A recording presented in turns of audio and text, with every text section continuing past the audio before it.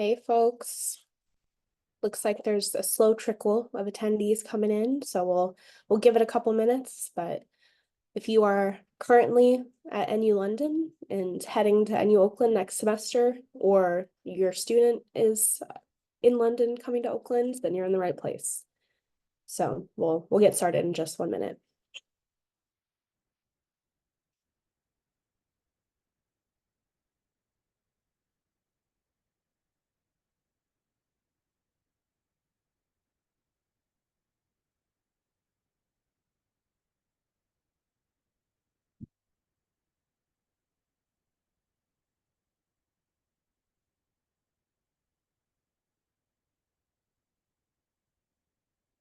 Seems like we've started to level out, so I think we can get started here. Thank you all, and just a reminder, if you are currently an NU London student who is going to NU Oakland next semester as part of the Global Scholars Program, welcome. If that does not apply to you, then this may not be the session for you. But thank you so much for making the time to join us today. My name is Megan Powell. My pronouns are they, them. I'm the Associate Director for the Global Scholars Program on the Oakland campus. So I've worked at Northeastern for a little over 4 years now, but I've been supporting Global Scholars since last fall. Very excited to meet you all when you arrive in Oakland. And I have the great pleasure of welcoming our colleagues from the Office of Global Services team who are here to support you as you navigate the F1 visa application process. So before we get started with the session, just a couple of things to note. We will have quite a chock full of information presentation for you. So it's very likely that you'll have questions on your mind right now that will be answered throughout the course of the presentation. If you do have a question that you find has not been answered by the presentation yet, feel free to drop it in the Q&A portion of the Zoom. We are recording this session, so you can refer back to it, or, if you were not able to make it, then hello from the recording. And if you have any other questions, unrelated to visas, I'm going to be in the chat answering questions about Oakland or the Global Scholars Program, and we'll have some colleagues from OGS as well in there to answer any questions that we may not get to in the presentation. So with that, I'll hand it over to my colleague, Giscard Demanche, who's the Associate Director of International Student Services for the Office of Global Services team. Take it away, Giscard.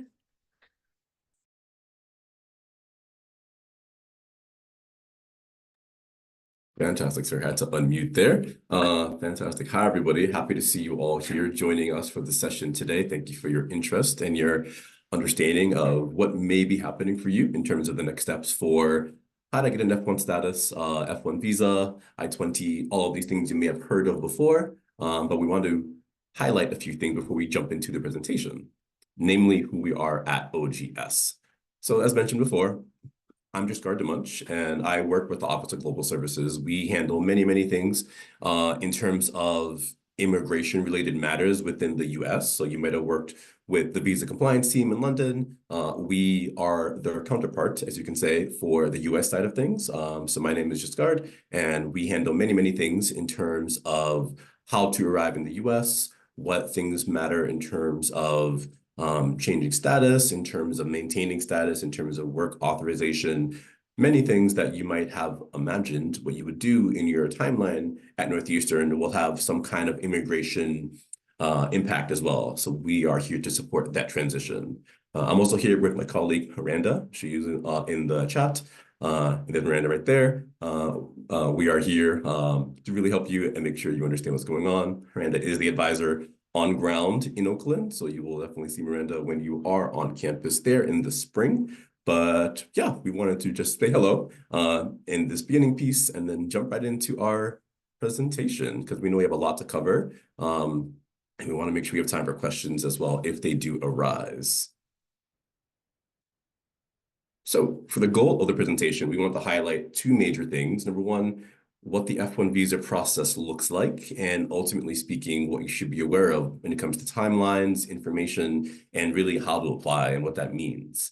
And really, this specifically is for students who do need to go through this process. So specifically, if you are here right now and you are a student or have a student who is a permanent resident or already has a visa status that does not require F1 status, this position may not be for you. We're happy to, of course, have you here and answer questions tied to that, but you may not need to be here. But if you are in those statuses, we do have a document you would need to complete to showcase that information that we do require to update your profile on, called the data form that we have a link on this slide here. And this slide will be given to you after this presentation as well. So if you want to have links and access to those links later, you can have access to our presentation for today. So just keep that in mind as we go through with everything we have to talk about later today. I want to lead just to highlight some resources that we have in terms of arriving into the US. We have so many things that are on our website here at the international.northeastern.edu/OGS. Really for your knowledge, if you are eager to know some of the things in terms of arriving, in terms of how to request an I-20, what the visa process looks like, how to pay certain fees. These are all captured on our website and much, much more. So I'll definitely give a plug right now to check the website out if you have any questions or concerns about anything you're thinking of. We will have something on the website to accommodate those questions. Okay, so let's begin really in terms of the timeline. This is kind of what you should expect to go through from beginning to end, from beginning the process and applying for a document that is called the I-20, and we'll talk about what that is in a couple slides, as well as everything along the way for the visa process and arriving in the US. So we definitely want to highlight that each process, especially for the visa application at the embassies or consulates, have some level of variance. Every embassy has their own expectation or availability to do something a little bit differently. So we speak more here on the requirements of what is expected. But with that in mind, we always encourage the process to be done as soon as possible. Just kind of try to make sure to allow for some flexibility involved.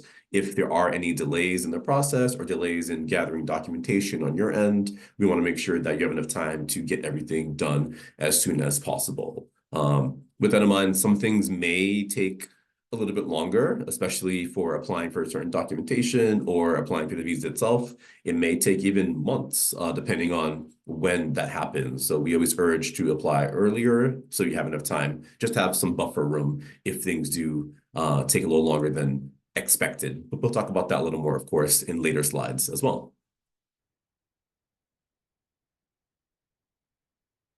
So to highlight a couple of definitions, firstly, to highlight, we'll talk about what is an F1 visa, right? And we've talked about this a couple times already, and I want to make sure it's very clear as what an F1 visa is and why you may need that F1 visa.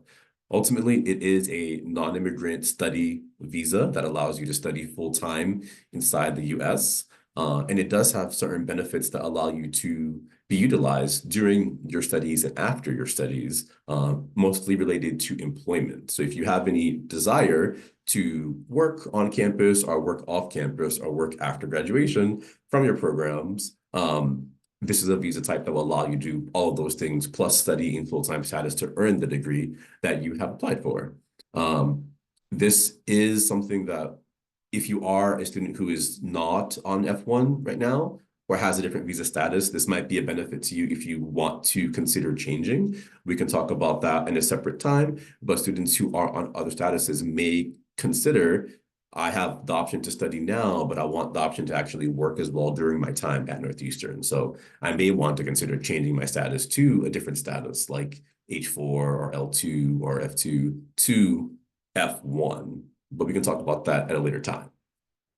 And everything that we have in terms of that general information is on our website, so check that out. Small plug there once more. Next document I want to highlight and talk a little bit about is the I-20.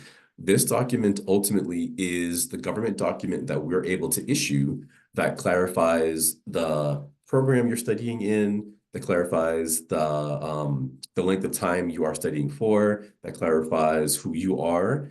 It's individual to you, and you have a specific ID number tied to that called the CVIS ID.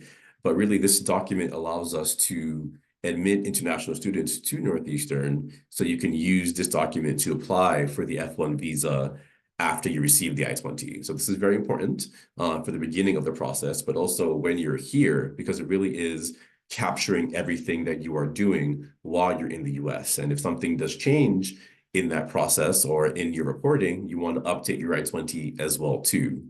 Throughout the timeline in your program, you'll receive multiple I-20s, one for the Global Scholars Program, one for the bachelor's program starting next fall, and in the future, you may request future I-20s for any kind of edits that you may need to do, either if you're going to apply for a co-op or an internship, or if you're going to take a leave of absence, if you're going to travel outside the US. These are all factors where you may request multiple I-20s and have an update to your I-20 status. So just keep that in mind. Keep those records on hand. You will receive everything through email, so everything will be electronically sent to you. So keep records of those. Don't delete them if you already have printed it out, as an example, because it's something you will definitely need in the future to have copies of your all I-20s you receive from our programs.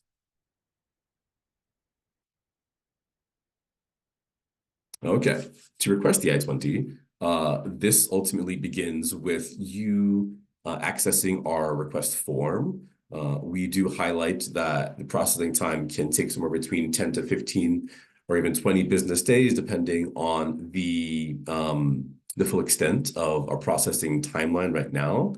So ultimately speaking, during peak times, this could take around that time. So we recommend submitting early as well, if that is something that can be done to make sure we accommodate for that processing. We do know some students have submitted things this month or so, so we hope to have those submissions issued fairly soon. So thank you for those submissions if you have submitted them early in advance.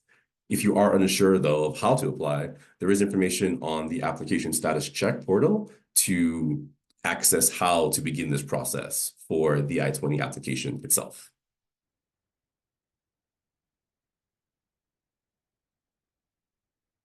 All right, so after you go through the application status check, you look at the documentation, you apply for the I-20, it's reviewed by our office at OGS. From that point forward, you would get documentation emailed to you with the I-20 itself, as well as a password to unlock that I-20. It is password protected at that point. We always advocate for you to review the I-20 and make sure everything is as accurate as we expect it to be. We definitely keep information and accurately try to make everything as complete as possible, but you know yourselves best, and you know anything that might be a change from what maybe was submitted at the time of application for the program. So double check the I-20, make sure everything there is as valid as it should be. One thing I do want to highlight is the I-20 itself will specifically be targeting your Global Scholars Program information and Global Scholars Program length of time in the US. So when you apply for an I-20, you will see that it will be only for length of time for the spring term, and later we'll do an adjustment to update your I-20 for the rest of your timeline at Northeastern in the bachelor's program. So on the screenshot here, you will see kind of how the breakdown will look like on the I-20, highlighting that currently you will be in a non-degree program for Global Scholars for the spring. You will have Major 1 and Major 2 filled out. These ultimately are just the fields of study that you will be partaking right now. So Major 1 is specifically highlighting the Global Scholars Program, and Major 2 on the I-20 is highlighting the major you will be entering after you finish the Global Scholars Program, or at least the field of study. It won't be your exact major, but it will be something that is the field of study that your major falls in under. So if something is vastly off, let us know and we can definitely address it. But likely, if it is something that is similar to what your major is, that's because it's the field of study that your major falls under. And lastly, the dates, as I said, will specifically be only for the spring timeline. So keep that in mind. We'll talk about that more and why that's important, especially for the visa process in future slides.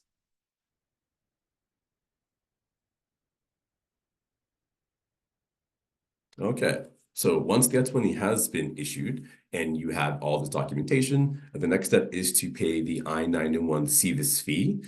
This fee ultimately is to allow your I-20 to be used for future applications, such as the visa process itself. and for arriving in the US is something that will be verified when you do enter the border during the flight back to the US. So make sure you do pay this fee. It'll be needed actually for the visa appointment as well. A receipt will be needed. So we'll talk about documentation that you need for the visa interview later, but that's one thing you want to highlight as a necessity for prepping for the visa interview itself.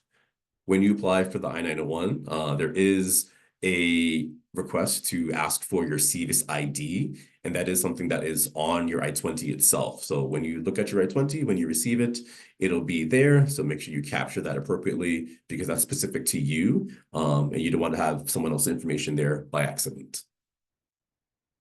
And to begin this process, you would go to fmjfee.com. Everything starts from there, but kind of once again, this will only be done after you receive the I-20 from us. So just keep that in mind. That will be a future action you do after that step is completed. All right, so I want to spend a little bit of time here just in terms of expectations for how to apply for the visa and where you should go, either for an embassy or a consulate. So this is needed. You would need to apply for a F1 visa for the majority of students who do need to go through this process. And that does mean applying for a visa at a US embassy or consulate that is outside of the US. There are embassies and consulates all across the world that can accommodate this. So you can look at usembassy.gov if you do have any kind of questions or concerns about where can I go for a visa, where can this be done. One thing I do want to highlight is you do not need to actually apply for the F1 visa in your home country. I know there have been some concerns about students who maybe are studying in London and have break right after the end of the term in maybe mid-December and considered going back home, applying for an F1 visa then, and hopefully getting everything done. This is an option, but because there is a very tight timeline in that, we don't necessarily recommend that as the best plan, because if there is any kind of delay whatsoever, that could be a problem for you to return or to enter the US for the spring. We actually recommend that you are able to apply for the I-20 now or in the near future and apply at the US Embassy in London. So you do have multiple months to allow this to happen so that you can stay in London, do the process passively. If there's any delays, you have enough time to accommodate that and let that go because things sometimes do happen where there might be a delay in the process, either on your end for gathering documentation or on the embassy's end for ultimately capturing what is needed. So just keep that in mind. That's our recommendation, but depending on your circumstances and depending on your timeline, things could vary. So we always say to check the embassy's websites and look at what is available to you and look at what's available for their timelines for getting an appointment. That's important to keep in mind when you plan out your timeline with them.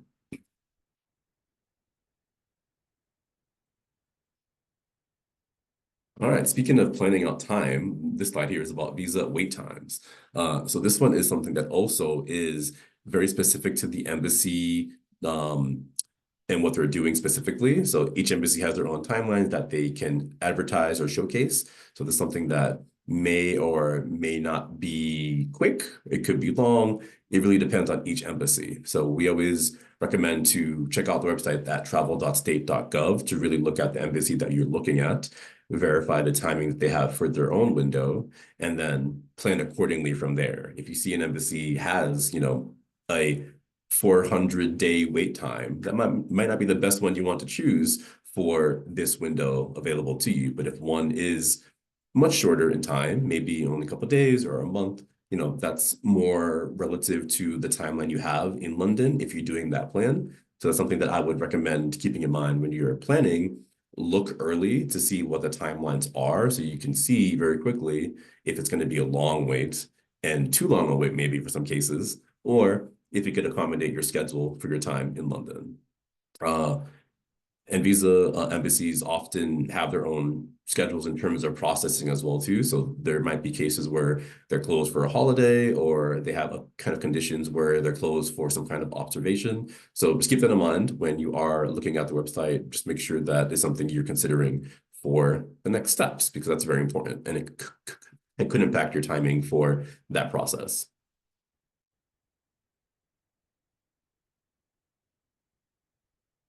Okay, so some of the nitty-gritty here to break down in terms of the application itself. So as I mentioned, you want to go to the visa website that you're looking at specifically to begin that process of planning.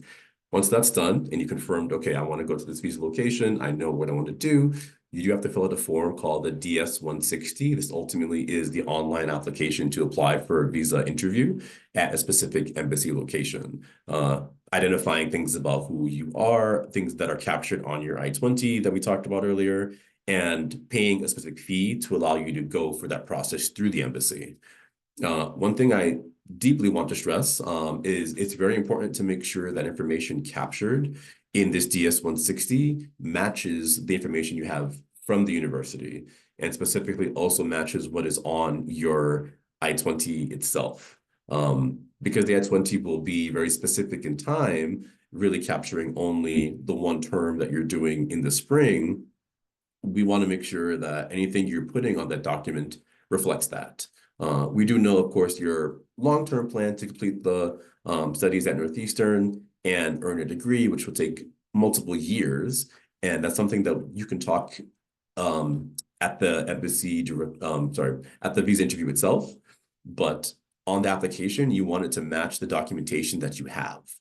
If there is anything that is not matching or mismatching, that could lead to an immediate confusion in terms of review, where they are looking at your documentation and saying, okay, the student has an I-20 for one term, but they mention they have a 4 or 5 year I-20 based off of what the submission says. So that's something that you want to make sure that's very clear, because that could lead to delays in processing on their end, or even denials in the worst case scenarios where they don't believe what you're saying is actually accurate or true. On the DS-160, there's one last place that will be capturing information tied to the university in terms of a US address as well as a US contact. So you can look at the information on the I-20 there to highlight whoever issued the I-20 for you.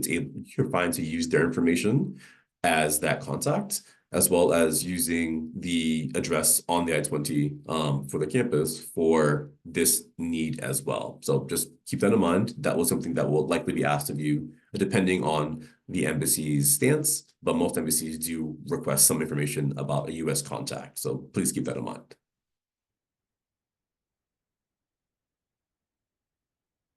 Okay, so for the appointment itself, after that part has been done in terms of filling out the DS-160, you'll be able to see most likely the availability and timing for appointments that are accessible and when they are at that location. So that will help out very quickly and say, okay, I see this embassy has a location, has time availability, maybe in a month from now, and I can plan out my arrival to be there and everything is good to go. In extreme circumstances, there might be times where an embassy might allow you to actually do something called an expedited request for an appointment. This really is something up to their unique discretion when you are saying, I am in a window now where I may not get a visa in time. My program starts fairly soon. Is it able, or am I able to get an appointment to make sure this can be done in time?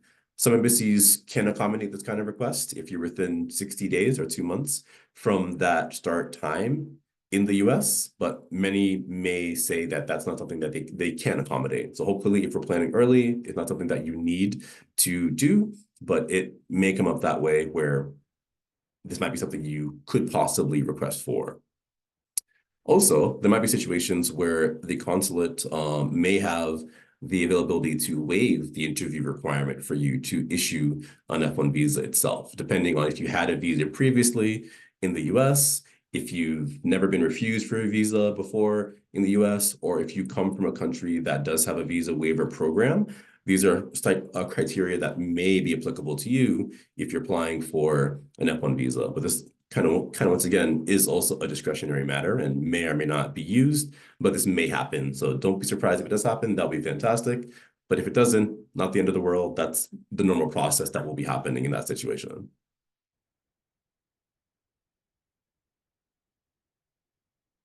Okay, so the visa interview itself, I want to heavily lean on the fact that the visa interview is not really a document-driven process. This is something that we stress heavily because Any folks think I have to bring more documentation to prove everything that I'm going to be doing and everything that I have been doing and everything that I plan to do. And while some of that is true, you want to appropriately bring documentation that's needed. It's really more about how you communicate what your intentions are and showcase that you know what the F1 visa is about and you know the nuances of the visa itself. That is really the intent of the interview, is so that you can convince the consular official to understand that you understand these things. Bringing documentation is helpful and is needed, but they want to make sure you understand and have that understanding that is readily available in that conversation with them. So that's something that we would like to stress. So we don't have too many extra documents that aren't required. One thing that I always say is government officials love government documents. So only documents that really are from the government, like the I-20, as an example, are the primary documents that they will likely want to see. And any other support letters that are being written from the university really isn't something that they would consider or would want to look at when it comes down to the interview itself. So keep that in mind when you're thinking about planning. It's really on you to prepare and to communicate what you think is appropriate based off the other questions they do ask you. So let's talk about that a little more, because I want to delve into some things to make it not as vague as possible.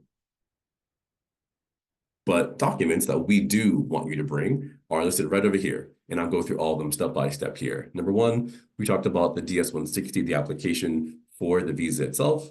This, after you finish that part, you will get a confirmation document showcasing that it has been completed. So bring that with you on the interview itself as proof. Number two, you do want to show proof of the visa fee that has been paid. We talked about earlier after doing the DS-160 as well. You will want to show proof of that. The I-20 that we issue for your program, you want to bring that with you to show proof that you have been accepted to a program, and that ultimately there's specifics tied to your program that are highlighted on the I-20 that they want to see or at least know about. Number four, having the passport that you have and having it be valid. And I stress the point valid as well, because validity ultimately means being unexpired from 6 months from the date you plan to arrive in the US. So something that is important to keep in mind if your your passport is expiring soon or may have just expired, there are ways to apply for a passport even in London. So just keep that in mind. You don't need to go back to your home country to apply for a new passport for the large majority of situations. So keep that in mind if your passport is expiring soon or maybe has just expired. Hopefully not. Evidence of financial support. This is one thing that you would have to showcase actually on the I-20 request itself for proof of that. But from there, if you showcase the same documentation for the visa, that will be the best way to do that, to showcase consistency within your documentation and what you're showcasing to them as well. So bring your documents that you did supply for the I-20 in this case. There's the I-901 CBSP that we talked about in the beginning in terms of having the option to use your I-20 information for future benefits and future applications. Copy of your offer letter to Northeastern and to the Global Scholars Program to showcase that you have the timeline mapped out. And of course, lastly, a photograph that they will use for your visa itself.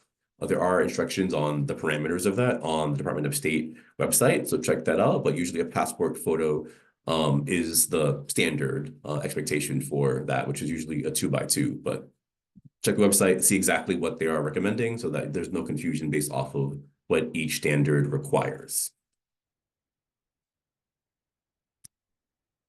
Okay, so the interview itself. We talked a little bit about the expectations and about the planning for it and about the documentation, but the interview itself is actually fairly quick, I would say. It's only a couple of minutes or a few minutes at most. I know there might be expectations or assumptions that the visa process will, you'll have an hour-long interview or something. That's not the case. They are very quick.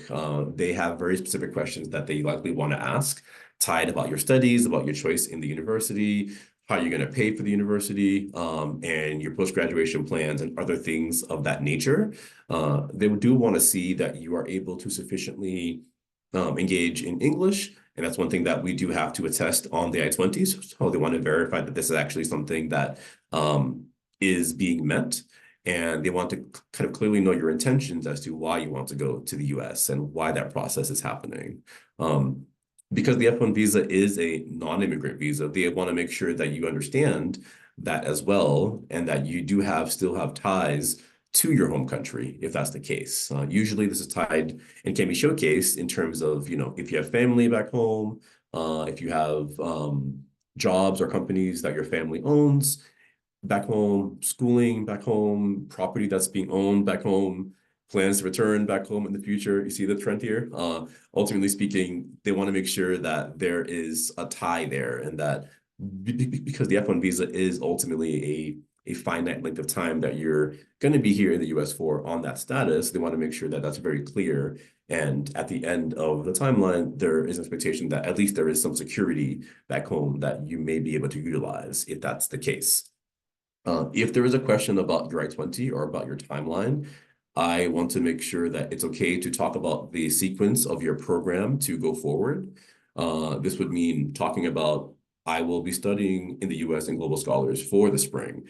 Afterwards, I will transition into my degree seeking program in the fall, which will be multiple years until I graduate after that. And speaking about that matriculation aspect, we do have information on the I-20 that will specify that you will be transitioning into a new program after the Global Scholars is completed. So that should be something that will be helped both on the I-20 and on your offer letter as well. But if they ask you specifically about this, it's okay to have the breakdown of that sequence, but you want to make sure it is in that sequence. As I mentioned earlier, you don't want to say only that, I'm studying in a 4 to 5 year program and I intend to graduate after that time is over, because your documentation says otherwise. Your documentation does highlight the Global Scholars Program itself. So make sure you definitely talk about that if they do ask you. Of course, they don't need to ask you about that because the documentation says otherwise, but it's up to them and their discretion. So keep that in mind. But ultimately, just be honest, answer questions clearly and concisely. As I mentioned, you only have a couple of minutes or a few minutes to really go through a bunch of questions with them. So being clear and concise will be in your best benefit for sure when you're talking about anything that comes up. So what may come up? Here are some most likely questions that they will ask you, and maybe others as well. But the main ones that they want to highlight to kind of factor in are your purpose of going to the US. Why did you study or choose to study in the US? Have you ever been to the US before? Why did you choose to apply and study at Northeastern University? Who will support you financially while you are in the US? What do your parents do for a living? And what are the plans after you finish your program in the US? These are general baseline questions that they may ask you. They may ask you questions more in detail based off of your responses as well. So just keep them in mind to be prepared for any kind of follow-up questions to your original statements. But these are the general questions that most embassies will have some variation of covering. Of course, not guaranteed they'll say these ones, but there is some understanding that this is what they want to know more about your overall plan about your time in the US and after the US, or after your studies, I should say.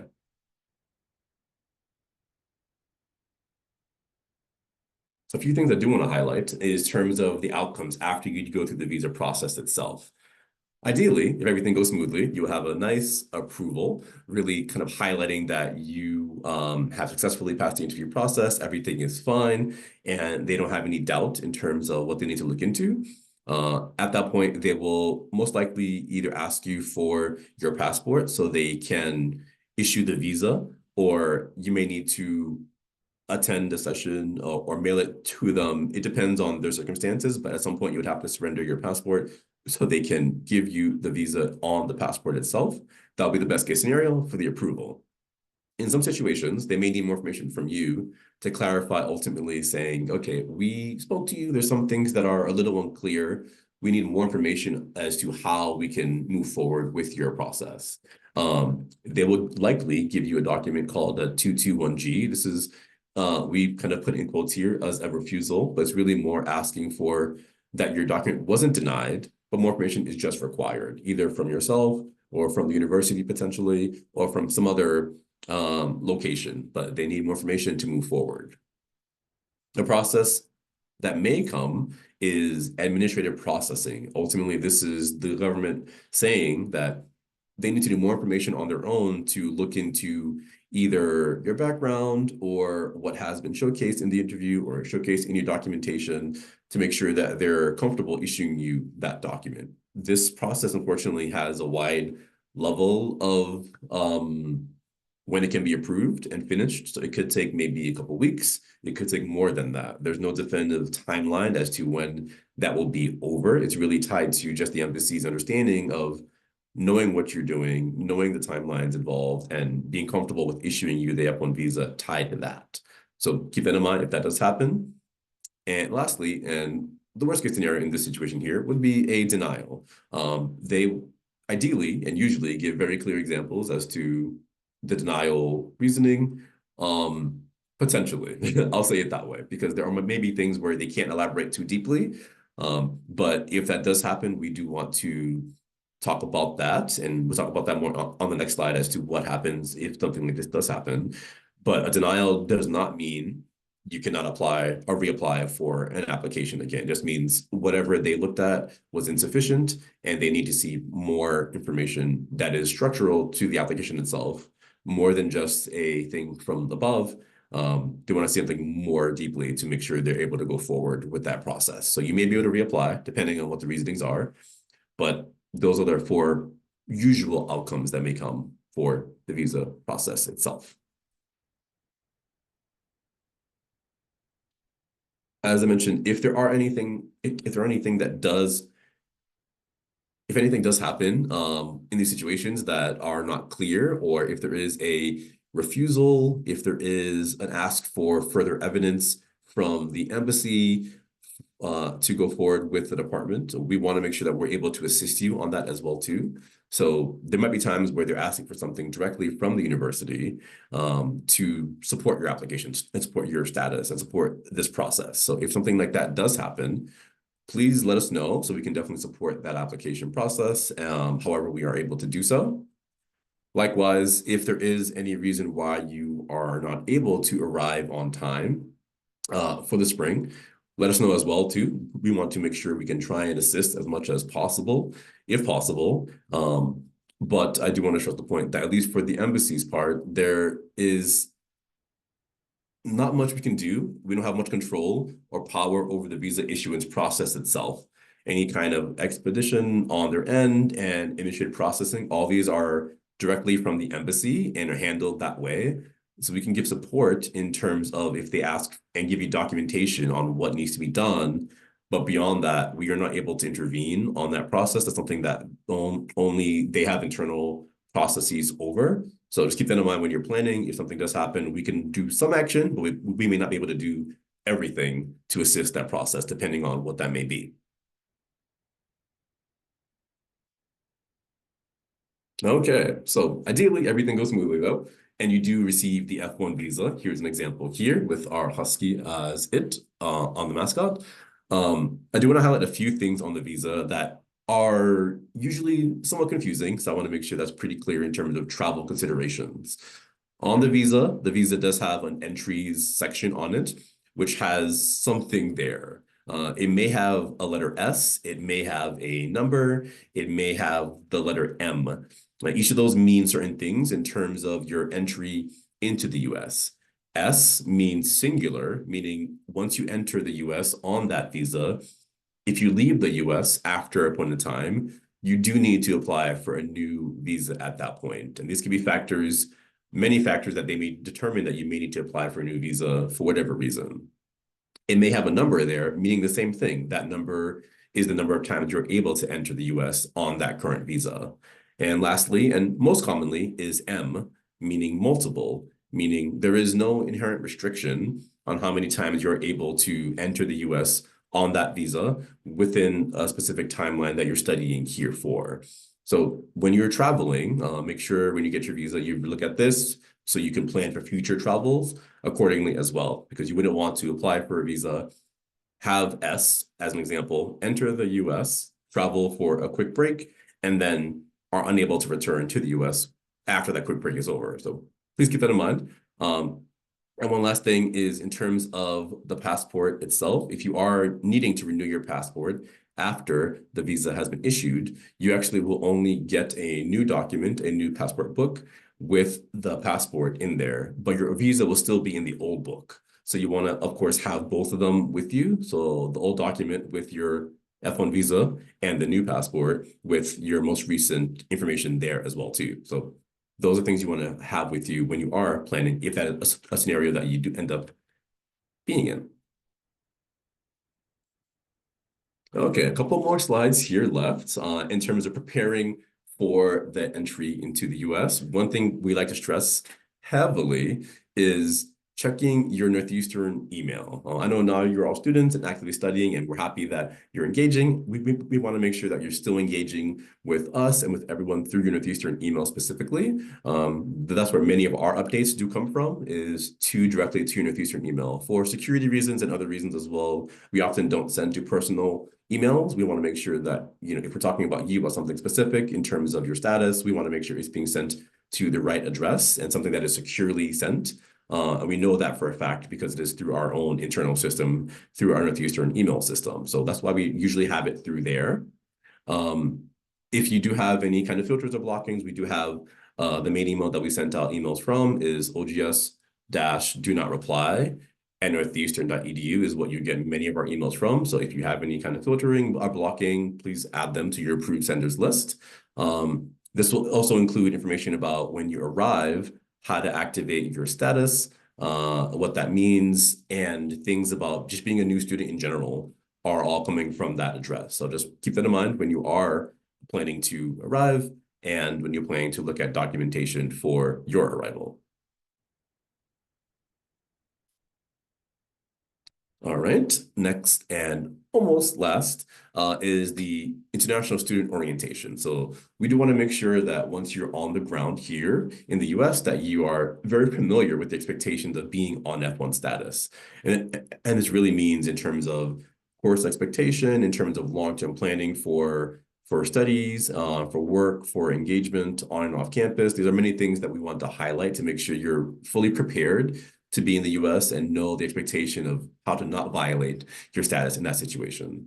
So you'll get information about that in mid to late December prior to your arrival in terms of what to expect and how to go about that process. So check your email for that so you know what's going on. Okay. And lastly, just how to contact us specifically.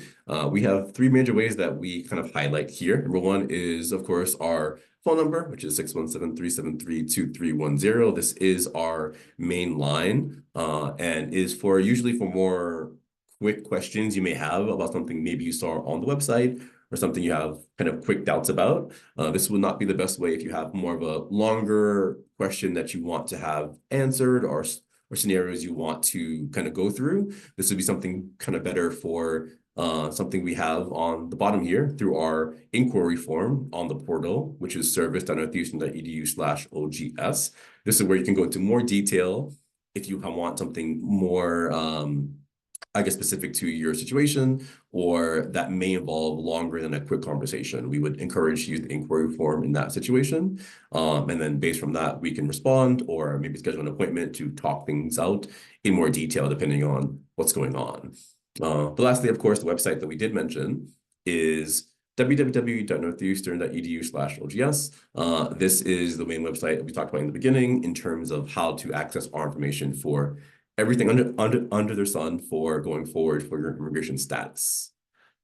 So with that does conclude our presentation, our formal presentation. We, of course, want to make sure we're going through the chat and answering all questions that have been asked, if appropriate to do so, and going from there. So at this point, I will stop sharing my screen and I will take a peek at the chat here just to make sure if there's any lingering question that I need to assist here, but I will do that. Thank you, Just Card, so much. It looks like it's been pretty quiet in the Q&A. So if you are in the audience and you have any questions, now is a good time to drop them in. Oh, there we go. Okay, the recording of the meeting sooner. I believe we can make that happen. But yeah, if you have any other questions about, content that was not covered already in Just Card's very thorough presentation, please feel free to drop it now. We'll hang out for a little while longer.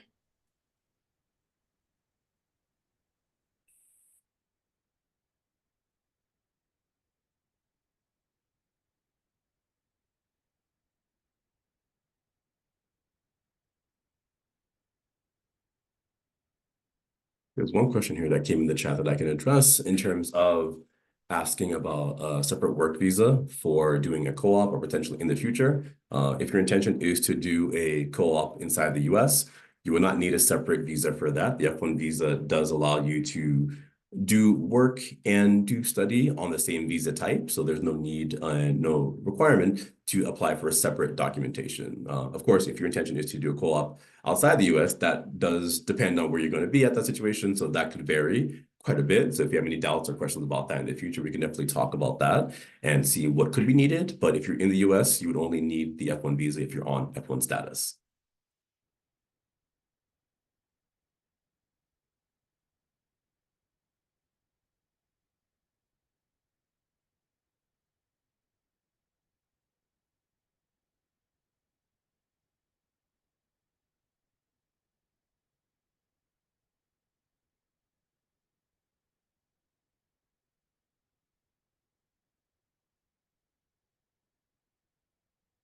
Any other questions that may come up right now that you're thinking of? Happy to take them. If not, that's fine too. You know how to contact us if questions do arise right after we end. That's fine. Happens all the time. No worries there. I'm prone to that as well too. But no worries if nothing else comes up for now. Well, thank you again, Just Card. Thank you, Miranda, for being available for questions. And thank you all for taking the time to be with us today. Hope everyone has a good rest of your day. Thank you for having me. Love to be here. Take care all. Bye.